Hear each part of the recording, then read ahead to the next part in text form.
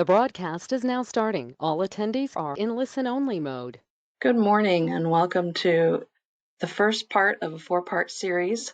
Our course is Bicycles and Pedestrians, Meeting the Needs of All Users. I'm Victoria Beal with the Ohio LTAP Center and very pleased to have my colleague, Dr. Ron Eck from the West Virginia LTAP Center with us today as your presenter. So a couple of housekeeping items and then we'll move right into the subject matter.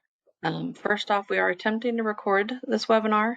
If we're successful, we'll send a link out as a follow-up afterwards. Also, we have a handout in the handout section of the GoToWebinar panel. If you are not able to download it for some reason, don't worry because we're going to send a link out to that handout as well. So those are, oh, and one last thing, if you have questions, please make sure to put them in the question box as we go along.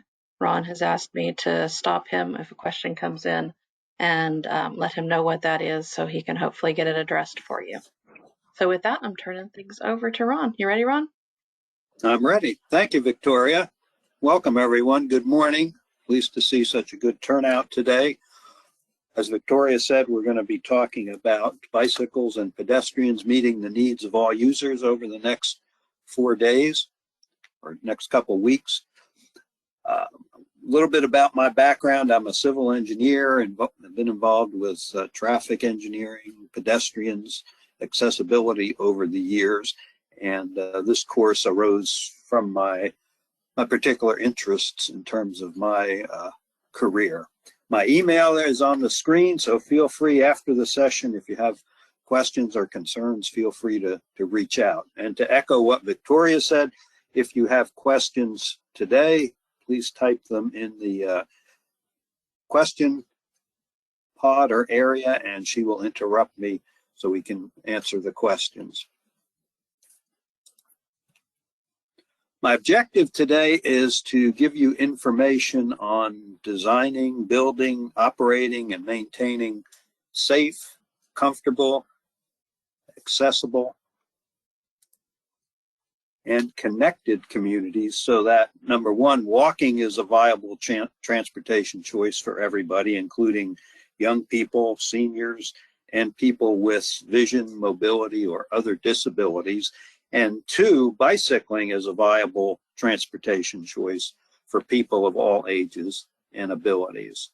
Before we get into the technical content, I did want to mention the kind of our agenda, not only for today, but for the whole 4 sessions. Today, I'm calling it day 1. We'll do some introduction and background, talk a little bit about the importance of the topics, network connectivity, look at characteristics of pedestrians and bicyclists, and then we'll talk a little bit about some design considerations, flexibility, design controls, and some design elements. This is not a design course, so we're not going to go into a great deal of detail about the design topics. I did want to mention it as it affects pedestrians and bicycles.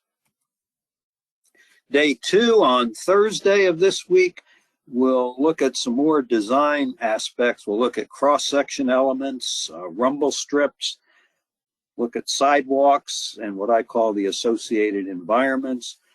Then we'll look at pedestrian crossings, the crosswalks, the intersections where pedestrians and bicycles and motor vehicles may be in conflict.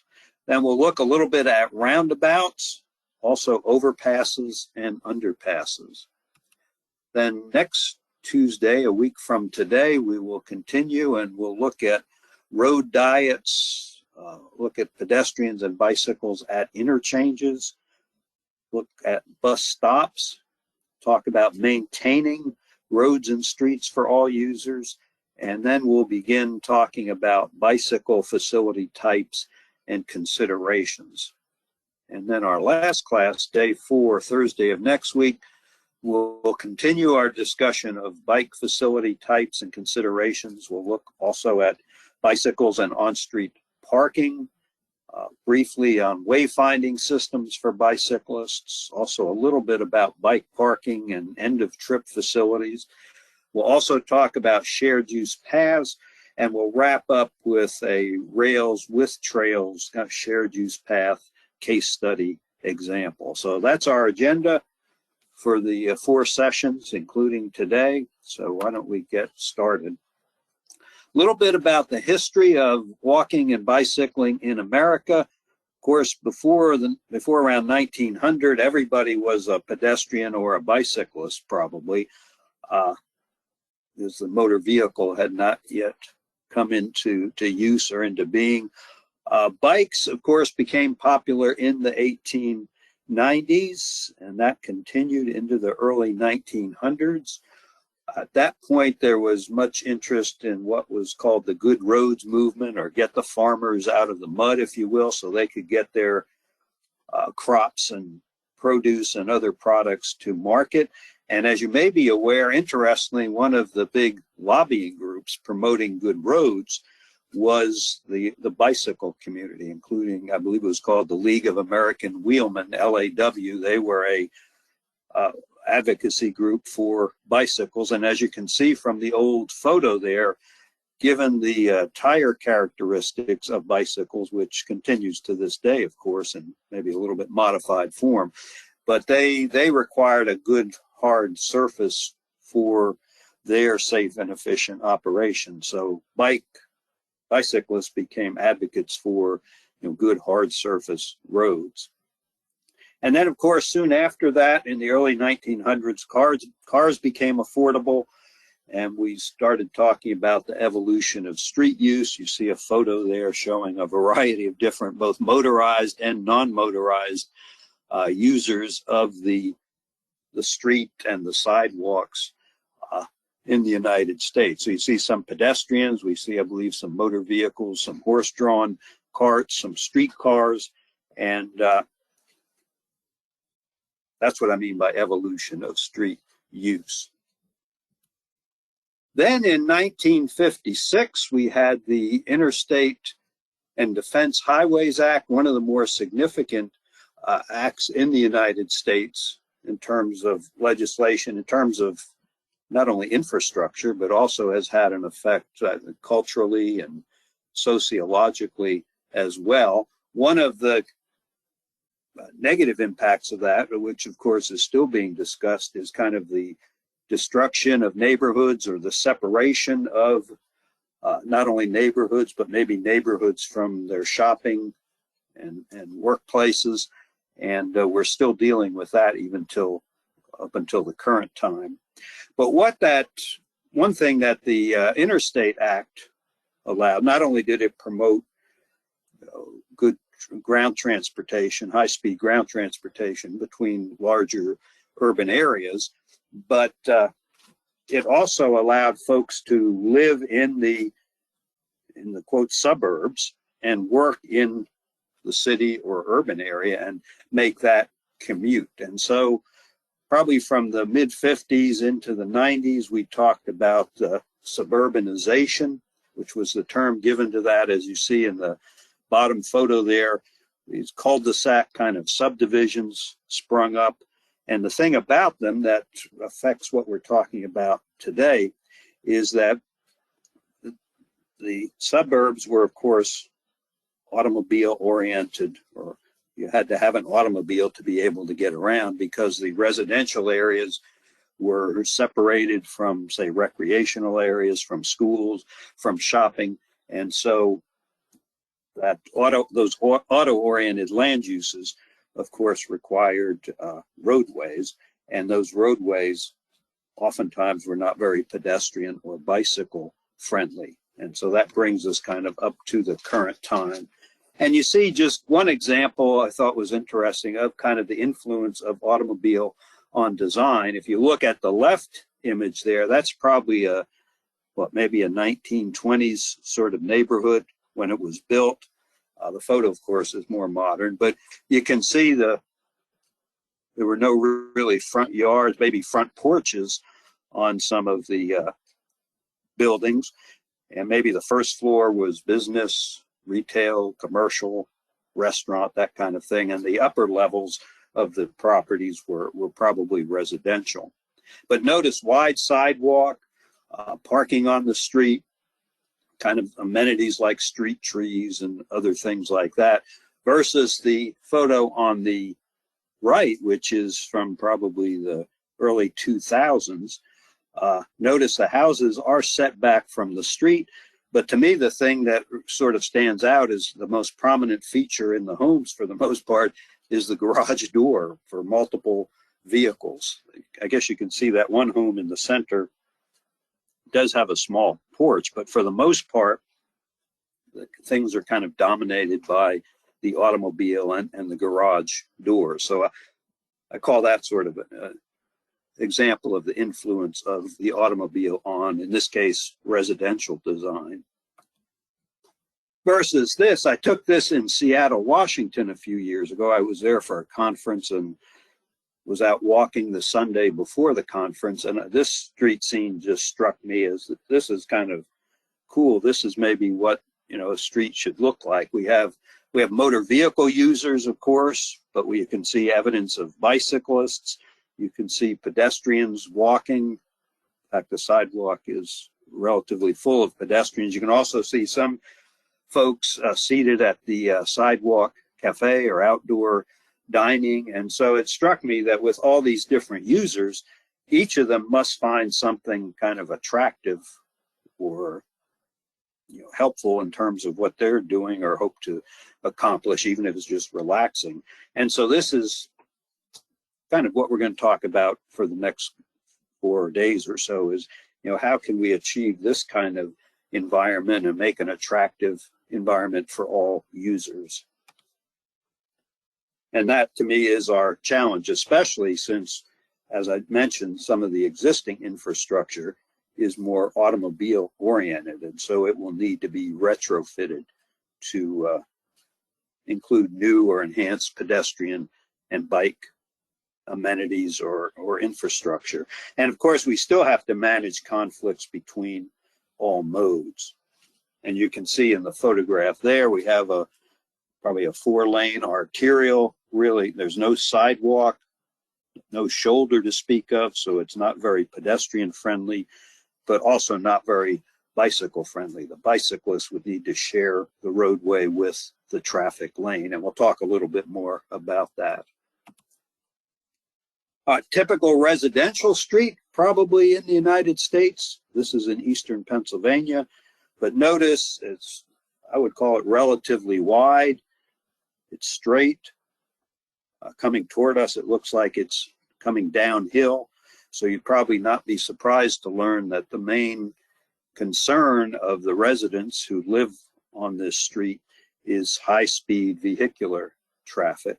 But if you think about it, to me, the street design sort of promotes high vehicular speed, because drivers will travel at a speed that they feel is safe and reasonable for the environment, regardless of the posted speed limit. And I would contend that on a straight, wide street like this, motorists feel comfortable traveling at speeds higher than 25 miles per hour. So in streets like this, we may talk about, you know, calming traffic and those sorts, using traffic calming techniques, shifting the alignment, narrowing the alignment, putting in vertical deflection techniques like speed humps and that sort of thing. But it also, I think, kind of suggests that when we're designing new roads and streets, we should think about those things in the design and make the design such that it promotes lower speeds maybe than a roadway like this does. Maybe some of you have seen this particular bar chart. It shows the pedestrian's likelihood of being killed if they're struck by a motor vehicle at various speeds. And so you can see on the left there, at about 20 miles per hour, pedestrians certainly probably would be injured, but the likelihood of a fatal injury is only about 15%. And then at 30 miles per hour, that jumps up to just a little less than half, 45% likelihood of a fatal injury. And then at 40 miles per hour, notice that jumps way up to 85% likelihood of fatal injuries if struck by a motor vehicle. So of course we want to keep our speeds down in the areas there toward the left side, toward the 20 to 30 mile per hour speed range for the most part for our local residential streets. So the typical street, I think we've talked about this in our example. These tend to be the characteristics. Frequent driveways, that residential area I showed you that did have frequent driveways, maybe not much use during the day, but of course commercial or retail districts not only may have frequent driveways, but they may have heavier traffic volumes using those driveways. Also, commercial or retail districts may have parking lots fronting the street rather than in the back of the facility. If sidewalks exist, they tend to be narrow, connections may be poor, and generally kind of a lack of amenities. If you remember that photograph I showed you of the residential street, there were no sidewalks, there were no benches. There may have been some trees that the property owners had that maybe could be used for shade, but for the most part, there were kind of no formal amenities. And then also there may actually be unintentional barriers to pedestrians, which we'll look at briefly as well. This, believe it or not, is a residential street in North Las Vegas, Nevada. I took this a few years ago as part of a field trip I was on. The residents were complaining about speeding traffic on the street, and my thought was, if you look at this street, it's with the walls on each side, it looks kind of like a racetrack, and to me it was not surprising that motor vehicle speed would be a concern. Also look at it, there are sidewalks on both sides of the street, but there's really no amenities for pedestrians in the sense of pedestrian scale street lighting if anyone's out at night. There's no, being in Las Vegas, of course, hot temperatures in the summertime, but there's really nowhere to escape the heat. There's no provision for shade, and nothing green or attractive. So to me, it was not surprising that high speed would be an issue on this street. And so that's something we'll talk about as we go through the sessions here. I mentioned unintentional barriers to pedestrians. Here's one example. Just kind of lack of routine maintenance has allowed this vegetation to overgrow the street, makes it uncomfortable or unsafe for pedestrians, not accessible to those with especially vision impairments or mobility impairments, but may also even present security issues. People may be reluctant to walk just because they can't kind of see what could be lurking on the other side of that vegetation. So, and we'll talk a little bit about maintenance, I think, in day 3, but even things as simple as maintenance can go a long way to promoting walking and biking and making it more safe and more efficient for everybody. So I've been mentioning a lot about accommodating pedestrians and bicyclists. Why should we do this? Well, I think there's a number of reasons. First is probably 1 in 10 households in the United States do not own an automobile, so they need other options for travel. If you think about it, about 1/3 of the population doesn't drive an automobile. This could be maybe young people who are not yet old enough to get a driver's license. It could be older citizens, the elderly, who may have either voluntarily or involuntarily given up their driver's license just because of poor vision or poor reaction times or whatever the case might be. But also low income people who can't afford an automobile, they do not drive an automobile. Disabled Americans who may have severe vision impairments or other maybe physical impairments that prevent them from driving a vehicle, they don't drive. So about 1/3 of the population doesn't drive an automobile. And again, they need some options for mobility and travel. And so that's the theme here over the next few days is what can we do to make these other options attractive and safe as well. Because if you think about it, if we have a multimodal network, it does provide access to jobs, education, healthcare, shopping, other essential services or activities, not only in urban, suburban areas, but also rural areas throughout the United States. And if we have these interconnected pedestrian and bicycle infrastructure facilities, it makes walking and biking a viable transportation choice for everybody and has a number of benefits, including physical activity, generally associated with healthier people, equity. Low-income people will have options to get to work or shopping or whatever the case might be, just as, say, higher income individuals might. And just generally, I think, improves the quality of life in our communities. In terms of what influences people to walk or bike as opposed to, say, take an automobile if they have the motor vehicle option, it's really I would call it a hierarchy of factors. So it's not just if you kind of overcome one barrier, then people will start walking or biking or are more likely to walk or bike. You really have to overcome kind of three different levels of factors to overcome or to influence the decision to walk or bike in kind of a positive way, to walk or bike rather than use a motor vehicle. And the first level in this hierarchy, it would be initial considerations.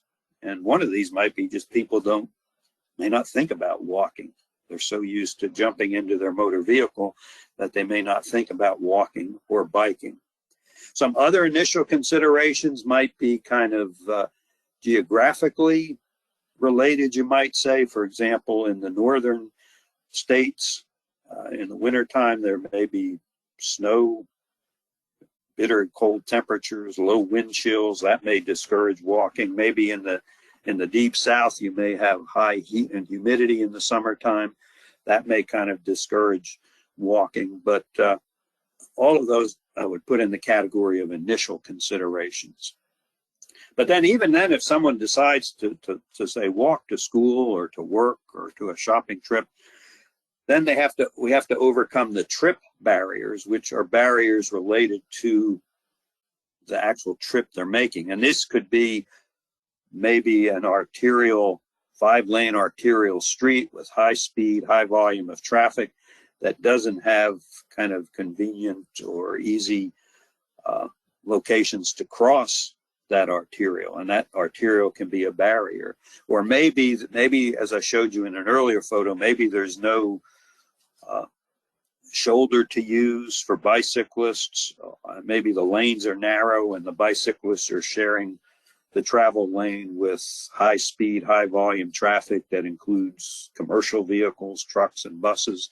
And so that may not be an attractive environment. Likewise, pedestrians who are walking, there may be a sidewalk, but it may be a narrow sidewalk right at the back of the curb.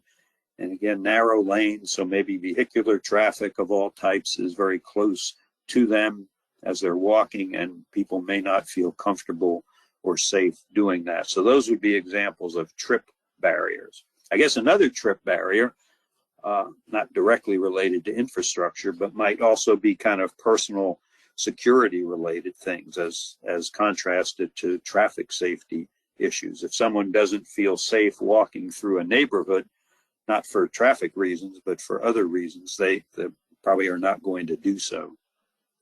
But then even if we can overcome those two levels we just mentioned, there's still what are called destination barriers that need to be overcome. For bicyclists, a big destination barrier might be lack of a safe, secure place to park their bicycle during the day while they're working or at school or whatever the case might be. Or for maybe walkers and bikers, does the destination, say it's an office building or something, does it have shower and change facilities where in the summertime when people are maybe wearing shorts to bike or walk and they get there sweaty, is there a place where they can shower and change clothes? That oftentimes is a barrier that discourages especially bicycling, but also maybe pedestrian activity. So we need to think about, how can we overcome each of these levels of factors to try to help maybe promote walking and biking. Here's an example of the influence of the automobile on connectivity. I keep talking about connections and connectivity. Notice on the left, one of these cul-de-sac subdivisions, which I mentioned before. I guess if you live on that cul-de-sac, you don't have to worry about through traffic speeding through your neighborhood, cutting through your neighborhood. That's a good thing. But notice how there aren't really good connections. If I live on, let me get my cursor here. Say I live in one of these homes, or maybe I'm a young person here who doesn't drive yet, and I live in one of these homes, and one of my best friends may live over here.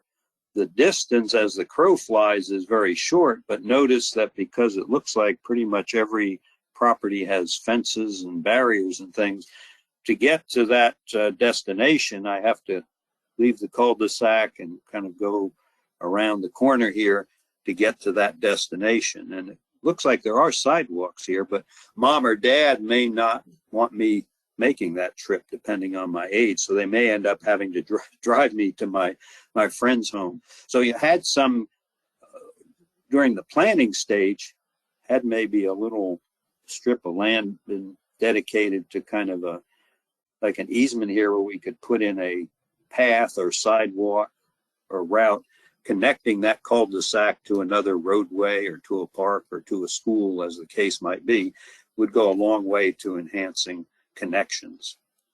In the right-hand image, we see a commercial big box store establishment, of course, surrounded by lots of parking. Interesting to note, if you look closely here on the right, the sidewalk sort of ends right at the property line, I guess, of the big box store. So there's no sidewalk in front of the store here. But interestingly, at the top, we can't see all of it, but there is a sidewalk that heads toward the front door of the establishment, which is interesting. But for bicyclists to try to access this, maybe not very good. They either have to go through the parking lot or through the busy access aisle here or traffic aisle, and there may or may not be probably not provisions for bicyclists. So example of kind of the auto-oriented land uses that I was talking about earlier. Here's a kind of a local example of what I call a mixed connection. This is not too far from where I live here in Morgantown, West Virginia, where I'm speaking from this morning. I don't mean to pick on this particular firm, but I think at one point their kind of tagline in advertising was your neighborhood bar and grill. And this is in my neighborhood. I could and have occasionally walked to this establishment, but interestingly, notice in the upper left here, there is a sidewalk along this arterial. It's right at the back of curb. It's about 4 feet wide. So it's not the most comfortable walk, but you can walk along that arterial. But notice there's no connection between the sidewalk along the arterial and the particular land use here. And if I take a broader picture down here in the lower right, notice that actually because of the retaining wall in front here, to actually reach the establishment, I would have to take this driveway, which we see a portion of here in the lower right. The driveway has no sidewalk either. It's a fairly busy driveway because it serves a number of other land uses. And once I walk the driveway, I still have to walk through the parking lot to get to the front door. So I call that a mixed connection. I think it would have been nice if somebody, had thought about it at the planning stage and maybe had a sidewalk connecting the sidewalk along the arterial with the or close to the front door of this establishment. So encourage everybody to kind of think about connections in the broadest sense. I have examples of disconnected street networks. I mentioned one already, the cul-de-sac street. Think about connecting that to the rest of the street network or other destinations. If you're in a block type neighborhood, think about keeping the block small to reduce pedestrians walking through parking lots or undeveloped areas. Major arterial streets are a challenge to cross and maybe to walk along. And then also another type of barrier would be limited access highways or railroad lines that do create, I call them major barriers for people on foot or bicycles, since there generally are infrequent crossings of these, quote, barriers, and that may create kind of excessive distances that need to be traveled. So we might think about, are there ways that we can, penetrate these barriers, maybe with an undercrossing or an overcrossing, to allow non-motorized modes to get through or around those barriers. Here's an example of what I was talking about with the cul-de-sacs. This, of course, has to be done at the planning stage, but this particular development allowed, I don't know, what's that, maybe a 20, 30-foot strip there for connections, and they put in probably a 5-foot wide sidewalk that now connects that cul-de-sac with other streets or maybe a park or a school or whatever the case might be. So we'll look at some examples of network connectivity. How can we provide kind of connected facilities for both pedestrians and bicyclists to reduce conflicts among modes, but also to kind of encourage higher levels of walking and bicycling? Here's an example, kind of in maybe a suburban area, creating networks near schools. Notice we have the circles here, the dashed circles. These would be population centers or developed areas. And then we have the roadway kind of connecting the developed areas or the populated areas, but also connecting outside of those population centers, a high school, for example. And so notice here along the roadway between the population centers, they've developed enhanced shoulders, meaning wider paved shoulders that can be used by pedestrians and bicyclists to be out of the main traffic stream. And then going from this population center to the school, they actually created a side path, so it's separated by a few feet, and we'll talk about side paths next week, to separate the bicycles and pedestrians from the vehicular traffic, which is probably higher speed here once you're getting outside of the population centers. And I think we talked about this. You could narrow the travel lanes, for example, or build curb extensions in the population centers to reduce crossing distances. Think about enhanced treatments at uncontrolled crossings, like maybe a pedestrian hybrid beacon or rectangular rapid flashing beacon, and we'll talk more about those. Think about countdown signals or accessible pedestrian signals at signalized crossings. Even in rural areas, here's a rural example. We have a circular area here, what I'll call the rural core. This may not be as developed intensely as even a suburban area, but maybe an unincorporated community or something like that. Notice that there is a state roadway that passes through there, and also maybe a local county road or something like that. They've developed a bicycle boulevard to give priority to bicycling within that rural core. But also, as we saw in the previous example, notice along the state roadway, there are enhanced shoulders to kind of connect. Maybe there looks like they have a rural transit system with a few bus stops to connect that not only with each other, but also with the rural core. And I think we've talked about this. Again, think about enhanced treatments at uncontrolled crossings of higher volume, higher speed roads, for example, bicycle signals. And then another opportunity, I think, to create networks and create connections are the shared use path connections. So here we see, it looks like a maybe modern subdivision. You can see there's a number of cul-de-sacs here. There's a state road running diagonally through here.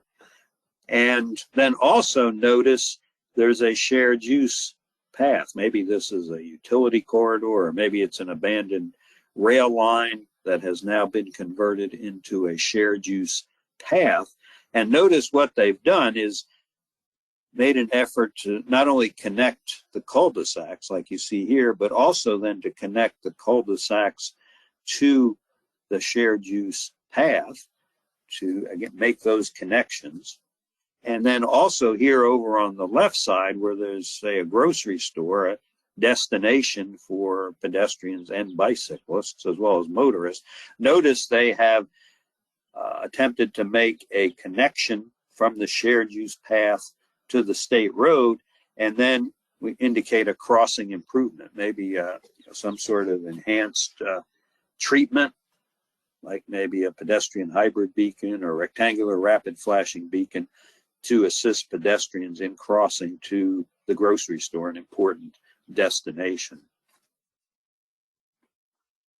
And I'm seeing more and more of this as I travel the country, and I think this is a great thing to connect our local streets, whether they're cul-de-sac or not, to shared use paths, and then connect those shared use paths to a variety of destinations, whether it's retail or schools or offices or recreation, whatever it might be.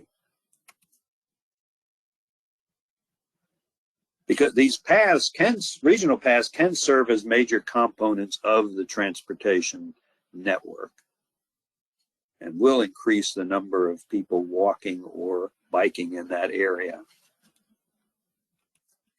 So think about connections. This is I believe it's called the Spanish Moss Trail in Beaufort, South Carolina, on the South Carolina coast. The trail itself used to be a short rail line, which was abandoned, and they converted it into a nice hard surface trail, plenty of amenities.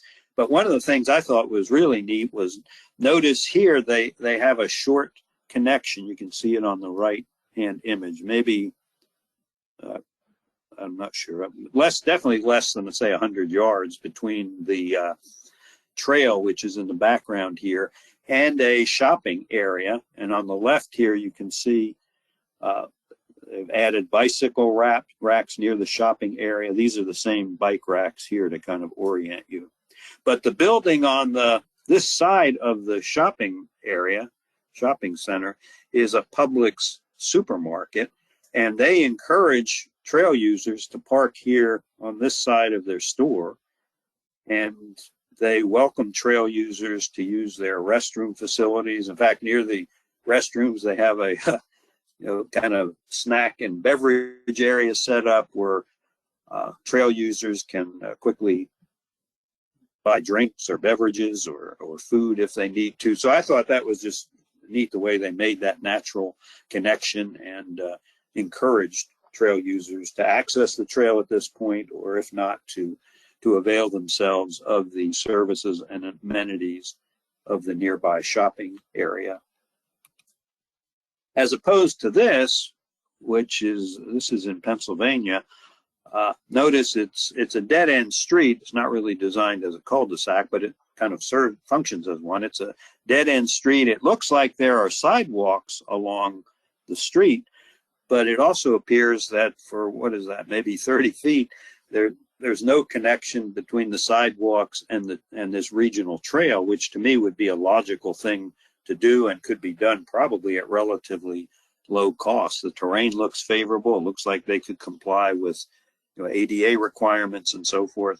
So it was kind of a missed opportunity, and hopefully maybe they'll come in here and make the connection between the trail and the street system, or at least the sidewalk on the street system. So that was kind of introduction and talking about connections. Before we get into some of the technical things, I'd also like to talk a little bit about pedestrian and bicyclist characteristics. Because to me, if we're going to be designing for pedestrians and bicyclists, we should know something about their capabilities, their limitations, and characteristics. And so we'll start with pedestrian characteristics. Of course, pedestrians are probably the most vulnerable road users. They're probably at greatest risk of injury or death if they come into contact with other road users, whether it be motorized vehicles or bicyclists. And also, kind of separate and apart from the interactions with motorized vehicles, pedestrians also may be affected by kind of ambulation-related problems, I call it, meaning slips or trips on the infrastructure that both public and private agencies, have constructed or created for pedestrians. And we'll talk more about that here in a few seconds. But one thing to keep in mind is the pedestrian line of sight. Sometimes I hear people tell me, well, pedestrians should be looking where they're walking. They should be looking down at their feet. But if you think about it, that's not how we behave when we're walking.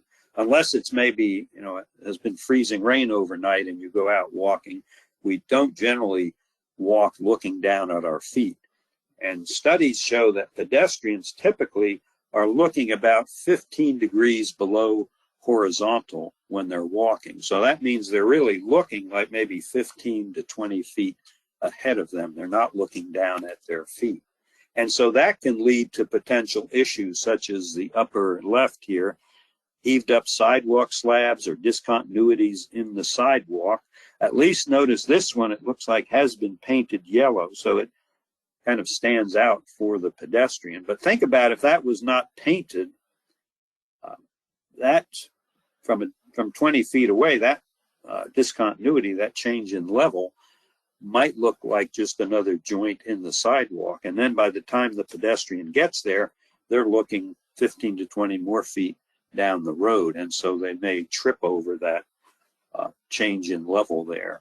Or similarly, in the bottom right image, you can see these concrete wheel stops probably been moved by the snowplow, such that now some of them are actually protruding into the sidewalk area.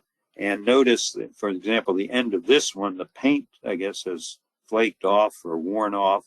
And it's very difficult, maybe unless you're paying close attention, to distinguish one concrete surface from another. So these, I would call these potential trip hazards for pedestrians using the infrastructure. And of course, that may, if someone trips and is injured, they may ultimately file a tort claim against the public agency. So I call these non-motor vehicle related pedestrian incidents, trips or falls, and they are not insignificant. You can see falls account for about 1/5 of treatments in hospital emergency rooms, and falls are the second leading cause of spinal cord and brain injuries. And I realize not all these falls occur on the public right-of-way. Some may occur on private property or even within people's homes. But the point is, whether it's any one of those environments, falls are still a significant cause of injuries in the United States.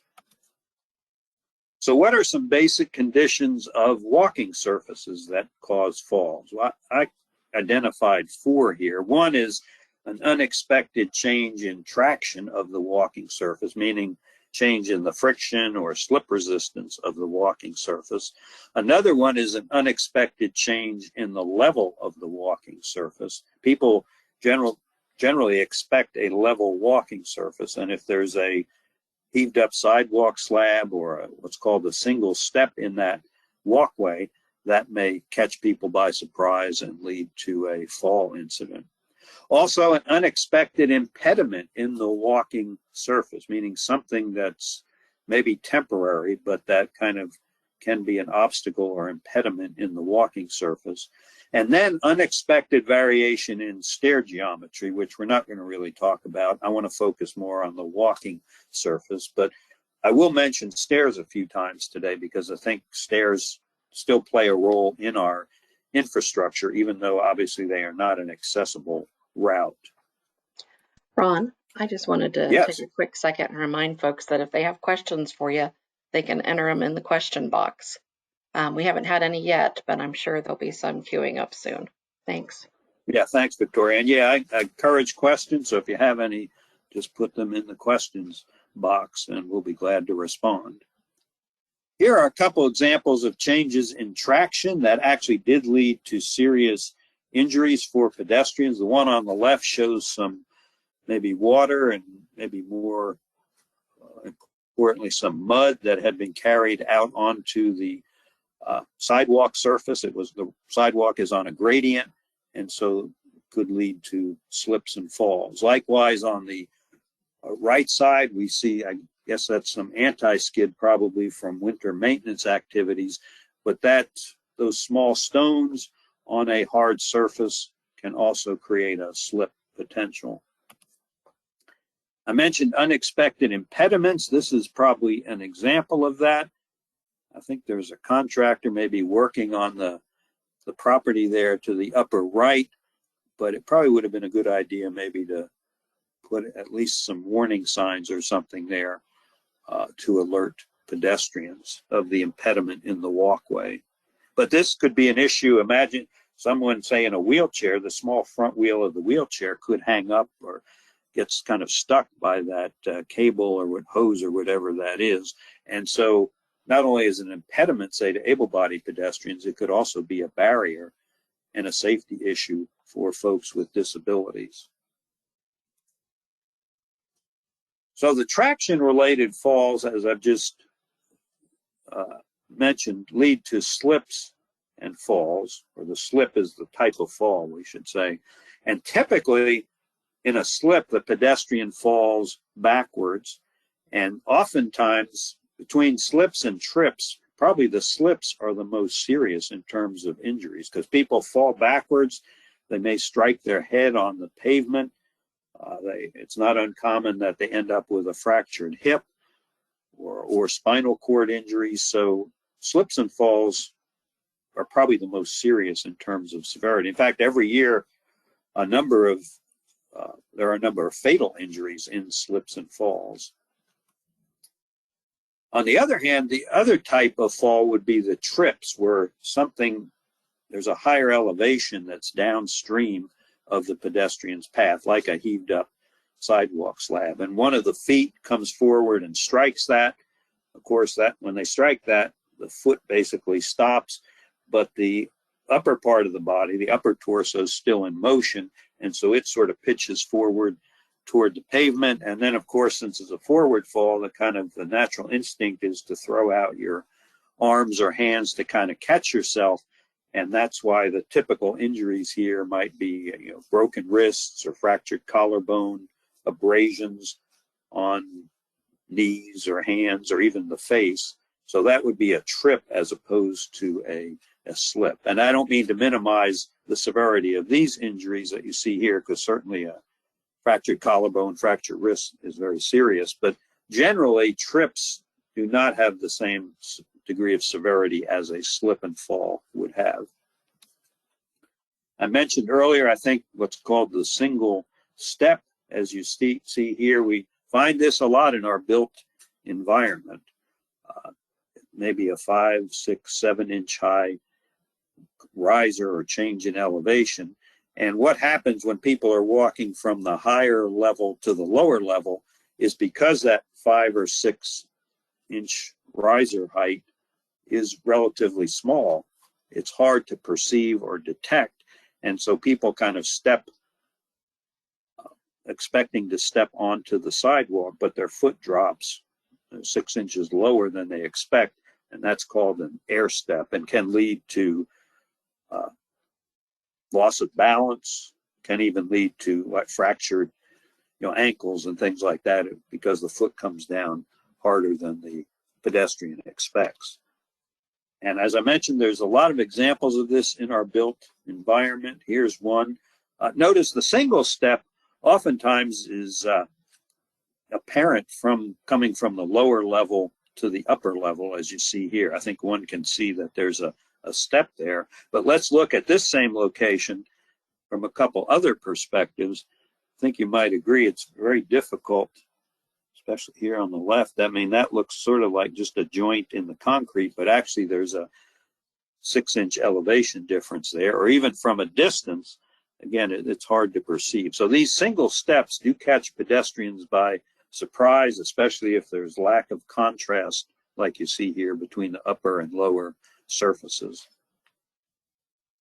And so it is something that the heaved up sidewalk slab I mentioned is a potential liability exposure for public agencies, road agencies, but also these single steps can also be a tort claim exposure. Another characteristic of pedestrians, which I'm, even after practicing for more than 40 years, I'm still surprised that we sometimes forget this, we as engineers, but that is that pedestrians will always take the least energy path unless there's some physical barrier or a fence or something to prevent that from happening. Notice in the upper left, a nice new ADA compliant overpass structure, but because there are no barriers at grade level, pedestrians are trying to cross at grade to save them from having to go kind of out of their way and also up and down gradients. And I'm not trying to defend that behavior, but if you look at my image on the lower right here, that's quite, for this particular overpass, notice that's quite a bit of kind of out of direction travel. So what can we do? As I mentioned, physically prevent pedestrians from taking the shortest and least energy route. This is a college campus where I used to joke that if I were in charge of a brand new college campus, I wouldn't put any sidewalks in initially. I'd wait for a month or 2 or 3 to see where the students created the goat paths in the grass, and then I'd put the sidewalks there. And this is a kind of example of campus that put sidewalks in, but notice they're curving. They don't really comply with what I talked about as pedestrians taking the shortest path. So the grass was being tramped down, so they ended up having to put in a barrier system to keep the students on the sidewalks. Another thing we can do is provide a more direct path. Notice on the left side there, this is probably, I don't know, 1970s overpass design. It's an older design, but the thing I like about it, and I don't know who the designer was other than I noticed this and thought it was a neat idea, but notice the designer put in a stairway here and up to the second level here so that able-bodied pedestrians who can climb the stairs can take a shorter path. They don't have to wind around the switchback arrangement of the ramps. And I mentioned earlier, personally, I think we should still consider using steps in our infrastructure. Obviously, we have to have an accessible route, but I think this is a good example of that. In fact, I was reading in the last year or so in a health journal that for certain people with certain cardiopulmonary disabilities, that actually stairs would be safer and better for them to use than to use a switchback ramp system. So I thought that kind of supported what I was saying. Or then here on the right, put barriers at ground level. This is kind of the final scene. If you allow me to give you a quick history, this is Elko, Nevada, in kind of the high desert of eastern Nevada, small city. The city is over here on the left, the business district, and then on the far right, out of the view of the photo, is one of the residential areas. So there was, and this wall was something that was added recently, as was the overpass. But for decades, folks would walk from the business district to the residential areas on foot after they'd been shopping.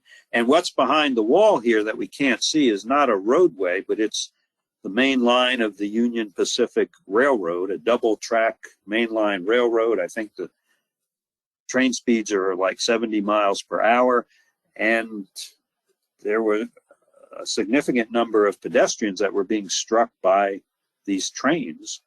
And so you can see the next thing the town or the city did was to put in this overpass structure. Very nice, has nice spiral ramps here, nice crossing of the railroad tracks, but because it involved extra distance and change in grade, pedestrians were still crossing the tracks at grade and were still being struck by trains. So finally, the city and the railroad and probably the Nevada DOT got together, and for an extended section, they put in this high wall to basically physically prevent pedestrians from crossing the tracks at grade. They have to use the overcrossing structure. But that's a good example of kind of the lengths that we may have to go to because of that pedestrian characteristics of, wanting to take the path of least resistance.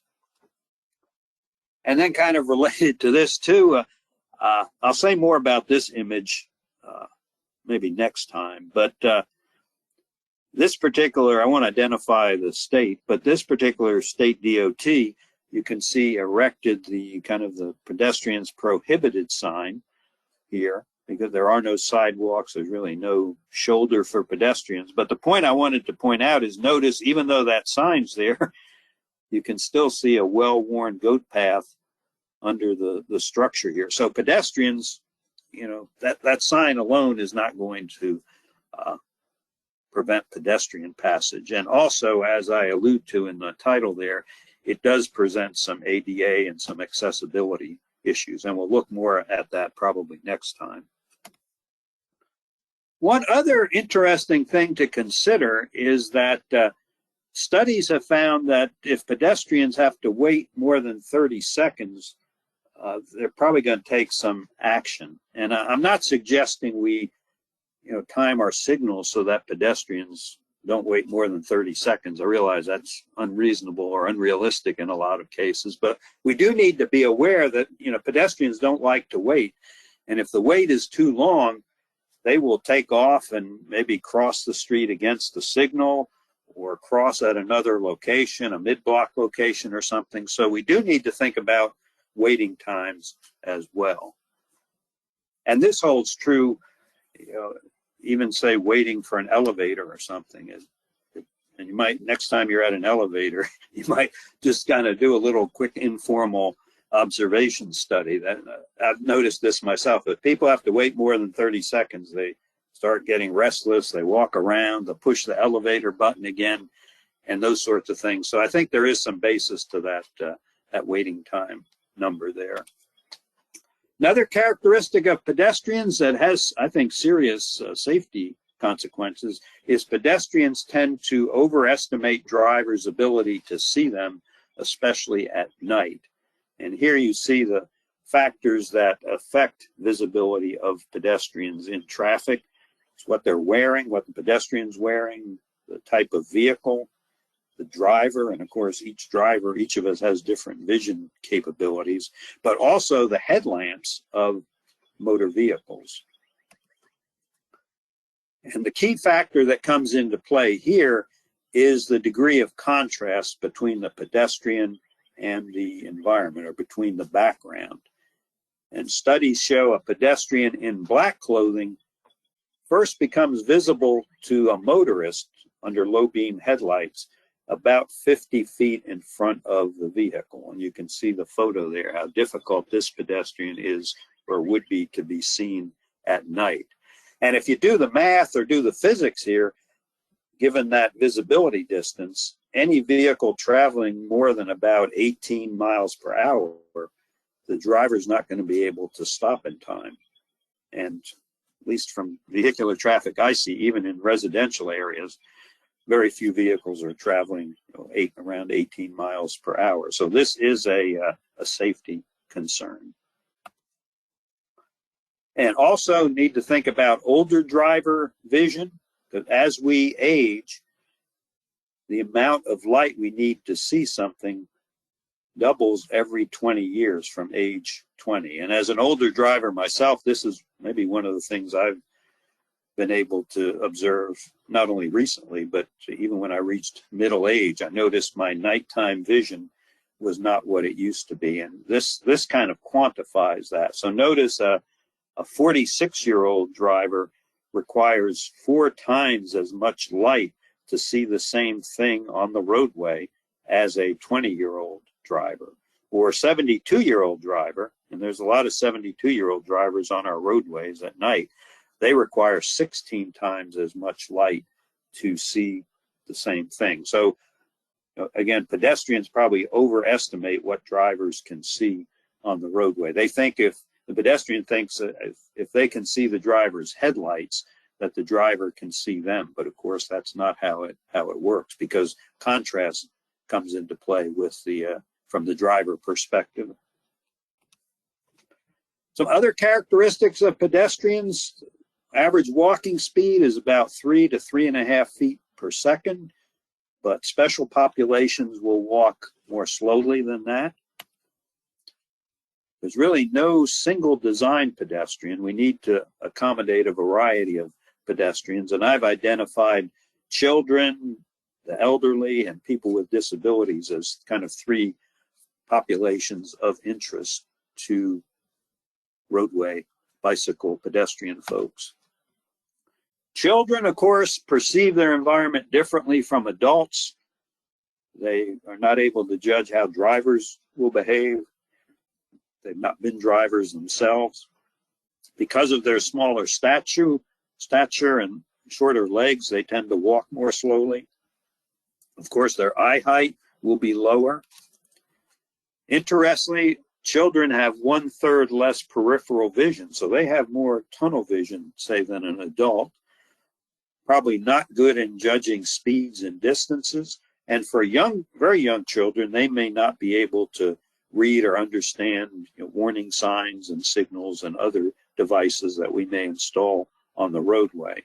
And of course, children may act impulsively, may dart out into the street after a ball or to the ice cream truck on the other side of the street, as the case might be. Then older adults, they also have slower walking speed, so it takes them longer to cross the street. Generally have decreased agility and balance, so they need predictable surfaces, flat cross slopes, not minimum of kind of irregularities, changes in elevation. They also generally have reduced endurance, so they need places to rest. In steep terrain, may benefit from handrails. Their vision is generally poorer than other age groups. They tend to react or respond more slowly and may have limited attention span and memory. And then the third category is people with disabilities, which I break down into 3 categories that you see here: the mobility, the sensory, and the cognitive disabilities. People with mobility disabilities have limited agility, speed, and endurance, and so they benefit from firm, level surfaces that are wide, curb ramps at corners, and limited cross slope. Cross slope being the slope at right angles to the direction of travel. People with vision disabilities get their information from sounds, like the APS signal that we see down below there in the lower left, textures, and contrast. So information should be in non-visual form. And finally, the third category, individuals with cognitive disabilities. These relate to information processing and decision making. And examples include traumatic brain injuries that someone may have sustained, say, in a car crash, or maybe our veterans coming back from Afghanistan or Iraq. They may have traumatic brain injuries, or autism is a traumatic brain injury.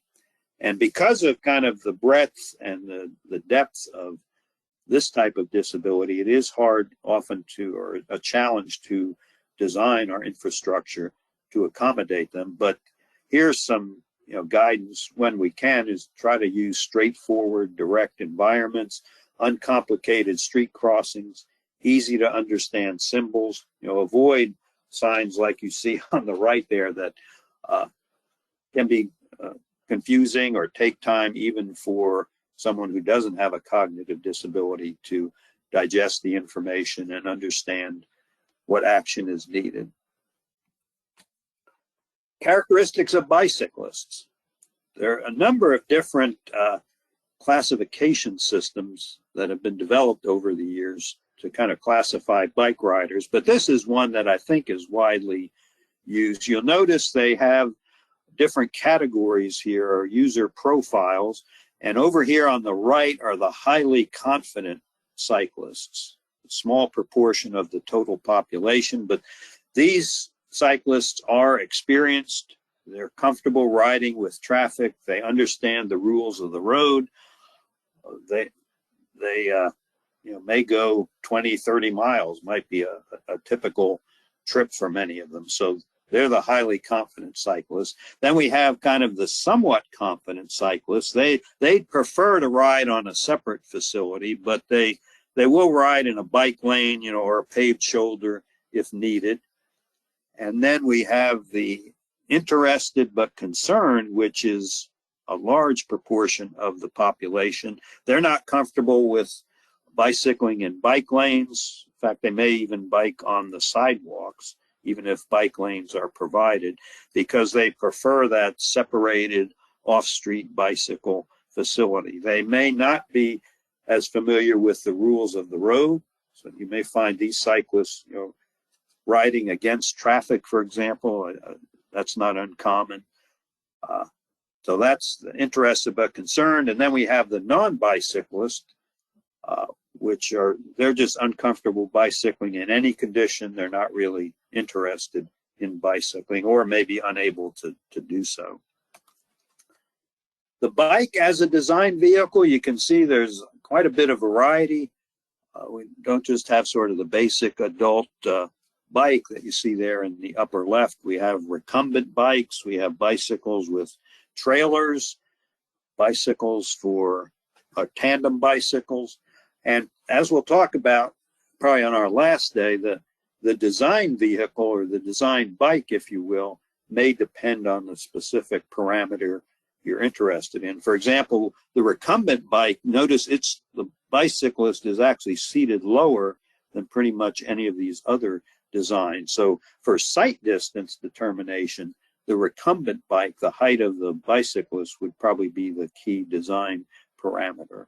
If we're talking about length of a bike, especially say for trails, rather than just consider the simple bike, we maybe want to consider the bicyclist with a trailer to make sure, for example, a median refuge area is wide enough to accommodate both the bike and the trailer. Typical bike dimensions: a riding width, we assume 4 feet, shy distance between bikes, say on a path, on a trail, 2 feet. Notice the length, I mentioned 10 feet is recommended, the adult bike with a trailer. And probably the required height of the operating space for a typical adult bicycle is probably 100 inches.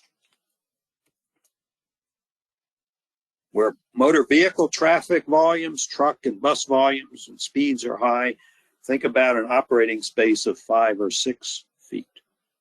Likewise, that would be appropriate for where you want to allow space for opening of car doors if you have parallel parked cars on a road or street. Another key thing with the bicyclists is they have minimal tire contact, and so things like longitudinal seams or joints, sand or stones, mud, wet leaves, oil, steel, all of those things can easily lead to loss of control and a crash of the bicycle. So surface conditions for bikes are critical, and we'll talk more about that probably next week. So any questions up to this point? Feel free, if you have questions, put them in the question box, but otherwise we'll continue on and look at designing for PEDs and bikes, looking at flexibility, design controls, and design elements. Design flexibility. And sometimes people will say, well, we can't design for bikes, or we can't do this because the design standard says our lane width has to be this or that or whatever. But I like to think that actually the tools that we have available, the design criteria, are fairly flexible and do give us some different ways to solve design challenges. thinking about some of the existing standards and guidelines that we use. For example, the MUTCD, it certainly allows for engineering judgment. There are some things, that are kind of fixed, but in many cases, we're allowed to use engineering judgment. Similarly, the AASHTO Green Book, the Policy on Geometric Design for Highways and Streets, typically it gives a range of, for example, a range of shoulder widths, a range of lane widths. It doesn't necessarily call for one value. So I think this also gives us some flexibility. Also, things like the NACTO Urban Bikeway and Urban Street Design Guides talk about flexibility. And then also the Public Rights-of-Way Accessibility Guidelines, PROAG. Sometimes people complain to me that there's too much gray area in PROAG or ADA. And I will agree, a lot of it is gray areas, but I like to turn that around. And if you think about it, if it's a gray area, that gives us some opportunity for flexibility. And we can kind of think of maybe creative solutions to a particular challenge.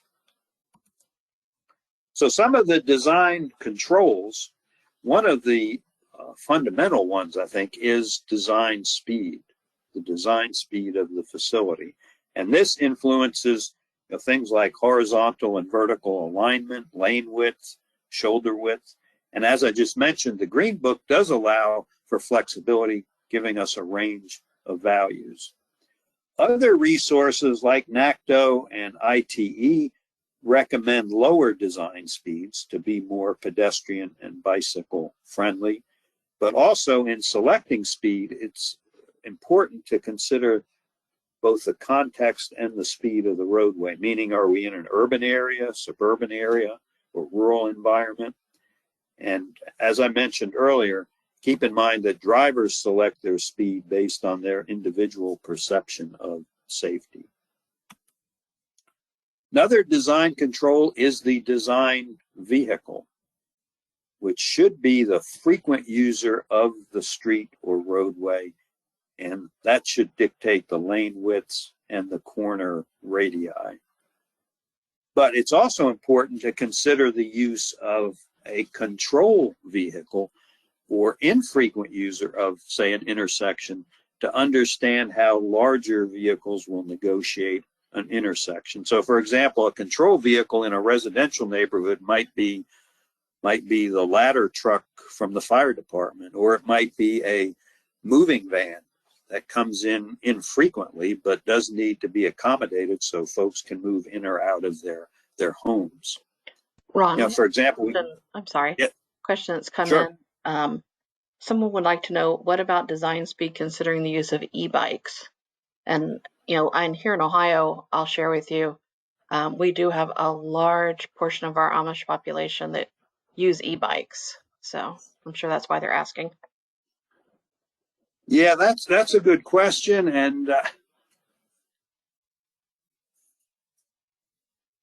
I'll say, not to evade the question, but I'll say it depends on your specific context. If there are a large number of e-bikes on the facility, that may be the influencing factor in terms of the design speed. So you do have to look at your specific context, and I could see some cases where that may be the kind of a controlling or influencing factor. Good question. One thing we can do, for example, is recess stop bars to allow the control vehicle encroachment. Also assume that emergency vehicles will use the entire right-of-way. And here's an example of an intersection designed for the design vehicle, which in this case looks like maybe it's a truck or a transit vehicle. Curb radii and curb extensions. Design the curb radii for the vehicle that turns at the intersection most frequently. Think about smaller curb radii and curb extensions position the vulnerable users in a more visible location. They reduce the crossing distance for these users and reduce motor vehicle speed. and give additional space for curb ramps. Generally, for local urban streets, use curb radii between 10 and 15 feet. Channelized right turn lanes. These are often pedestrian unfriendly because the drivers are looking over their left shoulder for a gap in the traffic stream they're going to merge with. But having that kind of pork chop island can break up crossing distance for pedestrians. And there are designs available with compound curves that slow vehicles and prioritize pedestrian movements.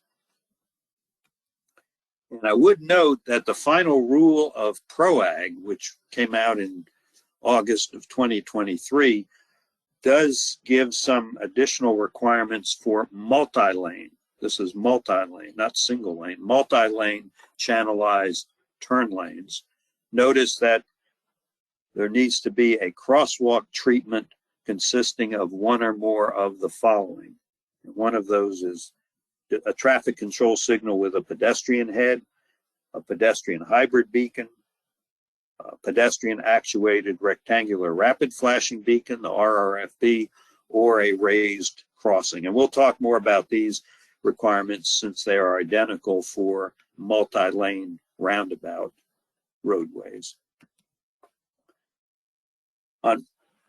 Where on-street parking or bike lanes are present, you can use a, quote, effective curb radii rather than the actual radius to create a more compact intersection, encouraging lower speed.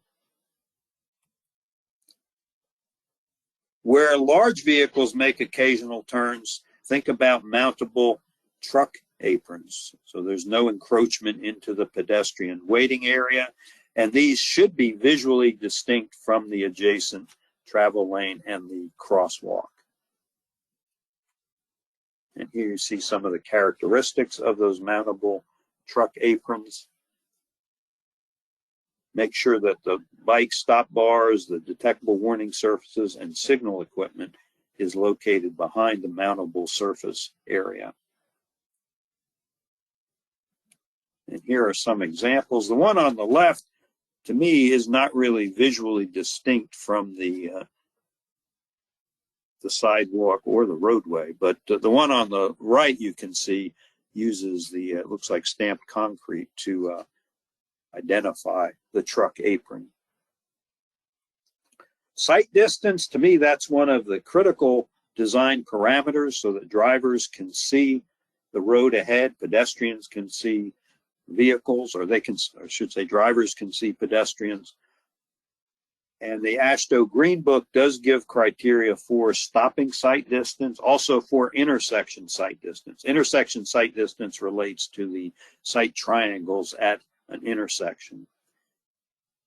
And make sure that you have adequate sight distance in advance of pedestrian crossings so that pedestrians are visible to approaching motorists and bicyclists. So that may mean that if we have on-street parking, we may need to restrict a parking space or two to make sure there is adequate sight distance.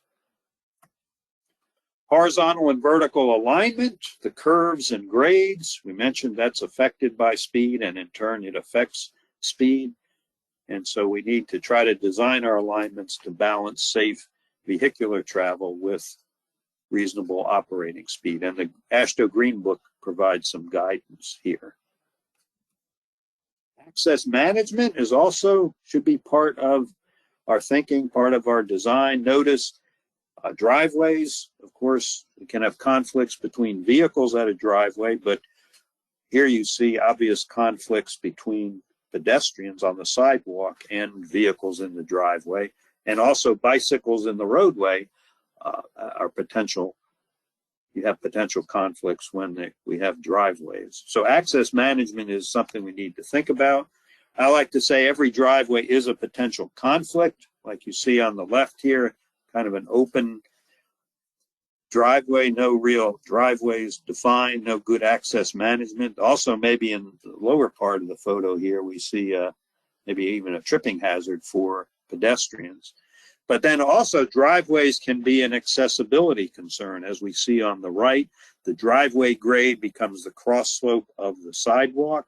And also we have the grade breaks or flares associated with those driveways, which can create issues for the mobility impaired. So access management, really a policy or a regulatory tool, includes things like driveway consolidation, continuous medians, directional islands to restrict left turns, right in, right out designs, or even driveway closures or relocations in some cases. So here's a little example of what was previously, it looks like some commercial retail development. Each parcel had its own driveway. They evidently worked together, and now we have, see, one lot that serves all three distinct structures here, and now we only have two driveways. So that would be a good example of access management. Accessibility. This is not an ADA class, but if we're talking about designing sidewalks and streets, we do need to consider accessibility. ADA has required for almost 35 years now that pedestrian facilities in the public right-of-way be accessible to and usable by individuals with disabilities. And in 2023, as I mentioned, the Access Board issued the final rule of PROAG. So I'd like to just kind of summarize that here just to show what an accessible sidewalk needs to comply with. Yes, ma'am. We do have a question that's come in, and it's an interesting one. It says, how do we educate peds and bikes about closing speeds when passing and not to pass between oncoming and inflow traffic? For example, between two bikes going opposite directions at the point where they pass. This happens often on busy bike paths. Yeah, that's a great question. And I wish I had a good answer. Yeah, that certainly is a need for education. I'm trying to think if I've ever seen sort of educational material, or how that's dealt with. I'm not sure I have. I say one nice thing about the question coming in today is that we have 3 more sessions. So it's always something we can come back to in a future session.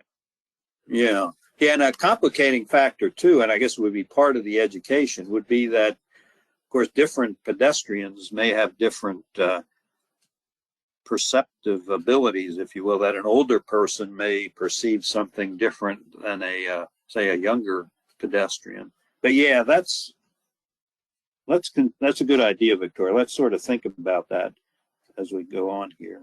I'll make a note of that.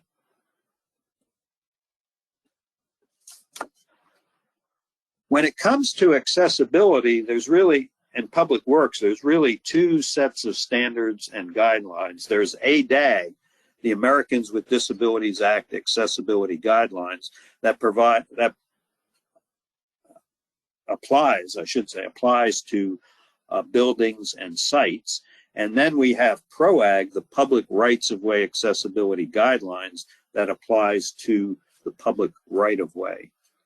And we do have the final rule, but that rule can't be enforced until the Department of Justice and the US DOT adopt PROAG. And we're in that step now, but I'm not sure how long that might take.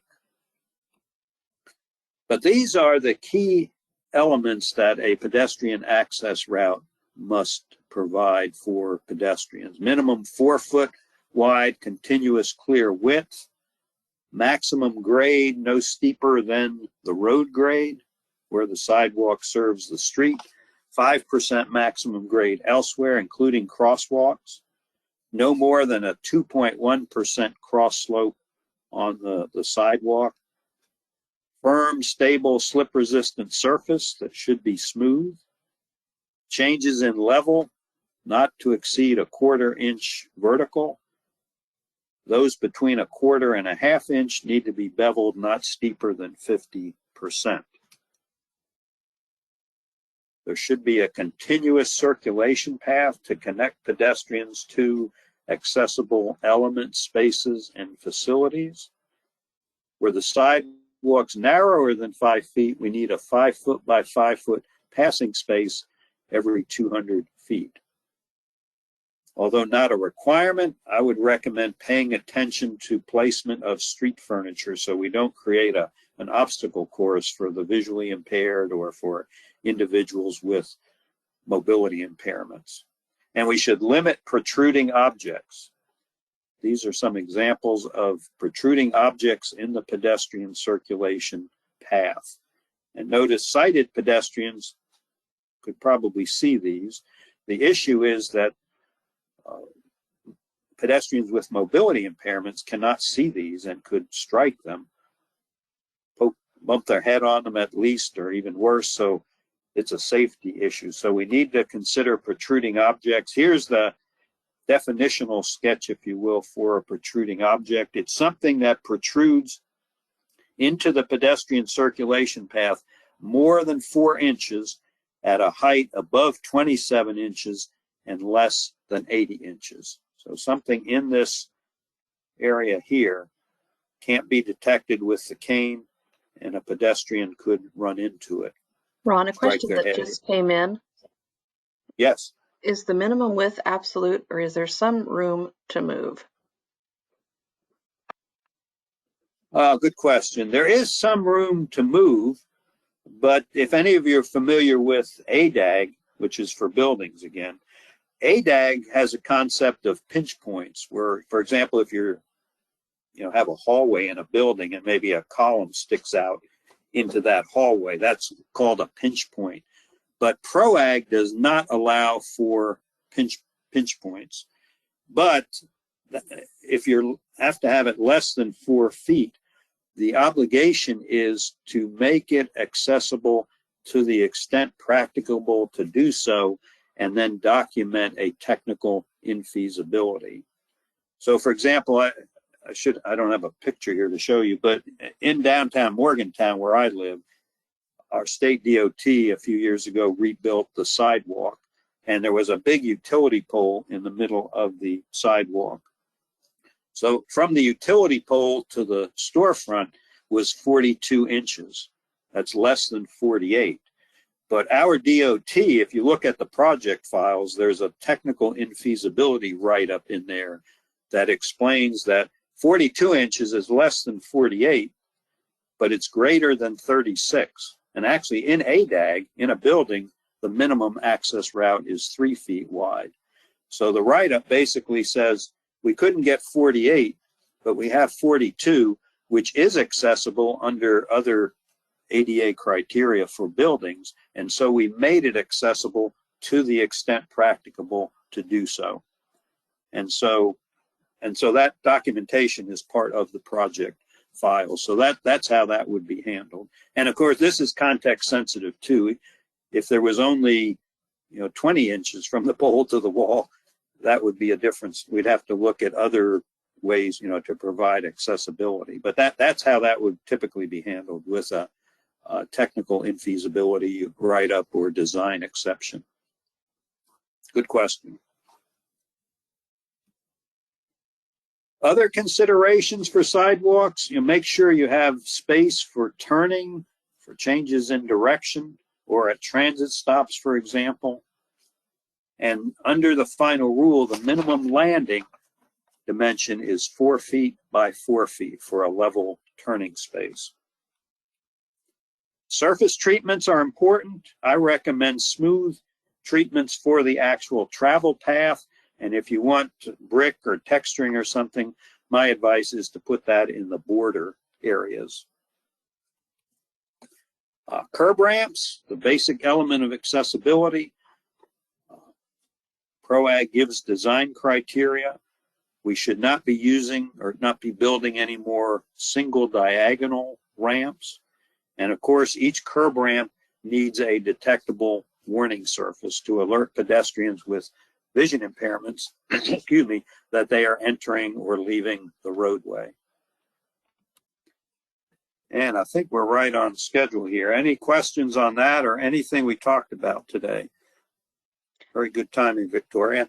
It was great. So next time we will talk about some more design elements. We'll also talk about intersections, roundabouts, and then overpasses and underpasses. So with that, I thank everybody for participating, for the great questions, and good rest of the day, good tomorrow, and we'll see everybody on Thursday morning. Victoria, I'll turn it back to you for any closing housekeeping items. Thanks, Ron, and thank you so much for the excellent information. You always present things in a very clear and easy to understand manner, and we greatly appreciate that. I No, wanted thank you. to mention to those on the webinar that I did put links in the chat to two new publications that were just announced this morning on the Transportation Research Board's weekly email. One is a NCHRP publication about on-street bicycle facility design features, a guide. That was the title. And then the second one, safety evaluation of on-street bicycle facility design features. So I'll make sure to send links to those documents in the follow-up email as well. Someone asked when the next session is. It is going to be on Thursday, this Thursday, 2 days from now at 10 a.m. again.